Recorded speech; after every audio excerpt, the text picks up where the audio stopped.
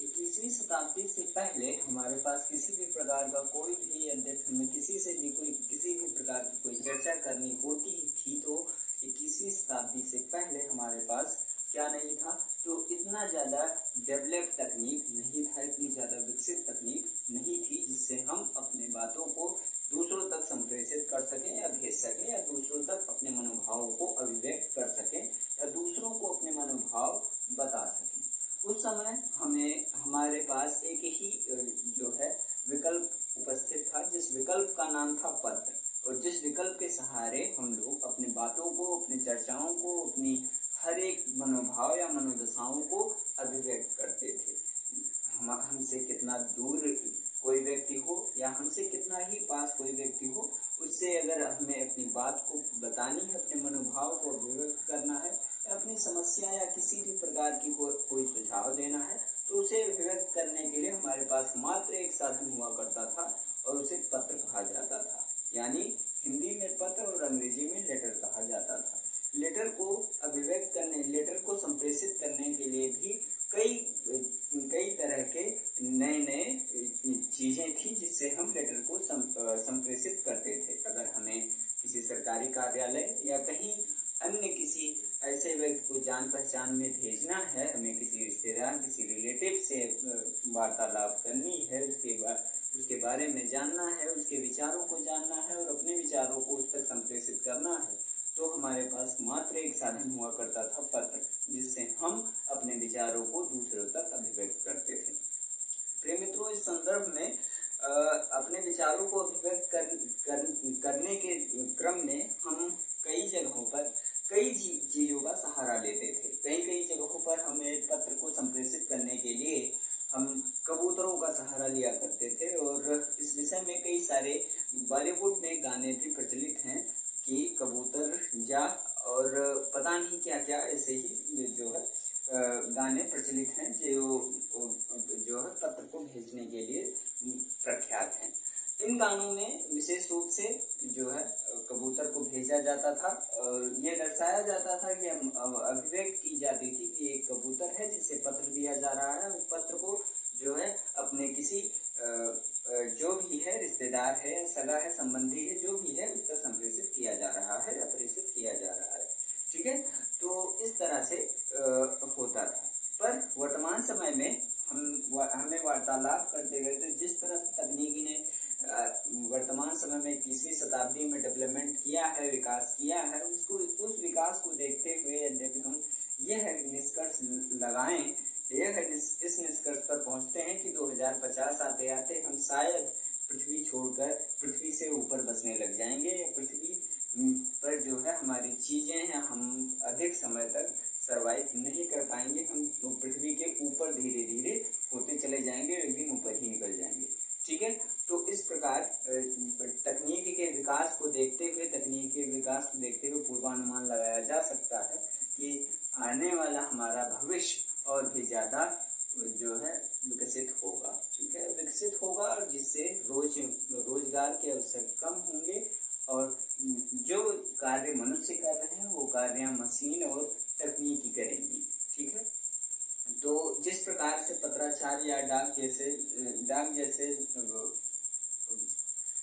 जैसे सेवाओं का इस समय प्रचलन बहुत कम हुआ है, उसका पूर्वानुमान करते हुए उससे यह समझ में आता है कि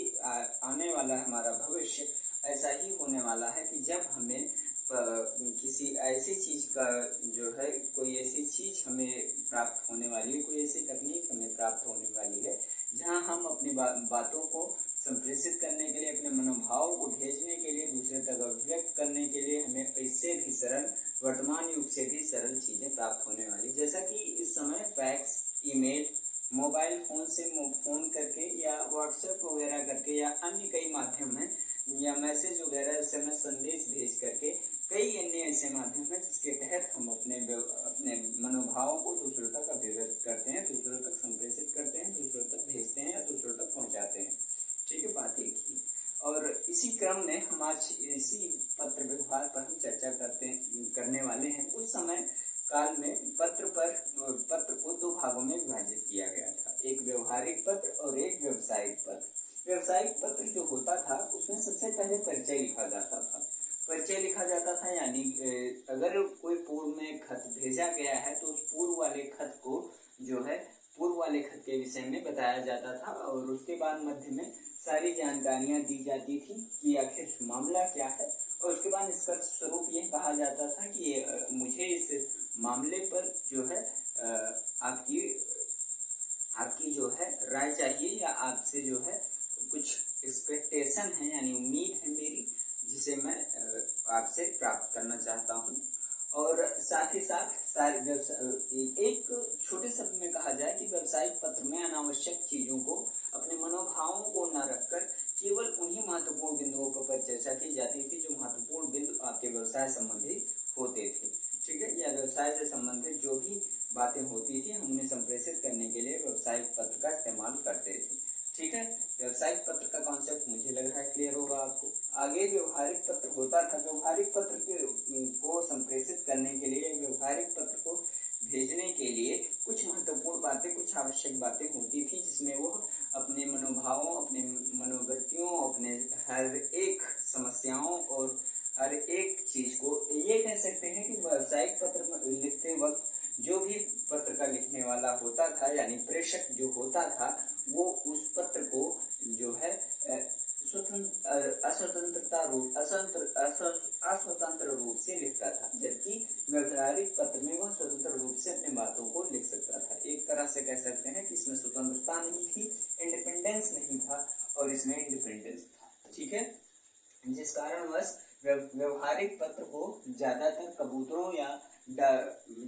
कबूतरों या पक्षियों के द्वारा भेजा जाता था। साल 2000 से पूर्व हमारे पास ऐसे कोई साधन नहीं थे, या 1990 से पूर्व हमारे पास कोई ऐसे साधन नहीं थे जिनसे हम अपनी बातों को दूसरे से संप्रेषित कर सके। उस समय हमारे पास केवल एक विकल्प था, पत्र, जो हम पत्राचार करते थे, जिसके थ्रू हम अपने विचारों को, अपनी बातों को दूसरे तक अभिव्यक्त करते थे। और व्यवसायिक पत्र में लिखा जाता था व्यवसाय से संबंधित बातों को, और व्यवहारिक पत्र में हम अपने सगे संबंधियों तक अपने मनोभावों, अपने मनोविचारों को अभिव्यक्त करते थे या उन तक संप्रेषित करते थे, बताते थे उन्हें, और उनके विषय में जानते थे और स्वयं के विषय में उन्हें सूचित करते थे। इस तरह से दो पत्र होते थे, दो कैटेगरी में, दो श्रेणियों में पत्रों को विभाजित किया गया था, वर्गीकृत किया गया था, और इन्हीं दो श्रेणियों में वर्गीकृत पत्रों से पत्राचार किया जाता था। मुझे लग रहा है कि आपका जो भी डाउट रहा होगा पत्र से संबंधित वो कॉन्सेप्ट क्लियर हो गया होगा। अगर क्लियर है तो अच्छी बात है। वीडियो को लाइक करें और चैनल को सब्सक्राइब करें। स्टडी फॉर नॉलेज से जुड़े रहने के लिए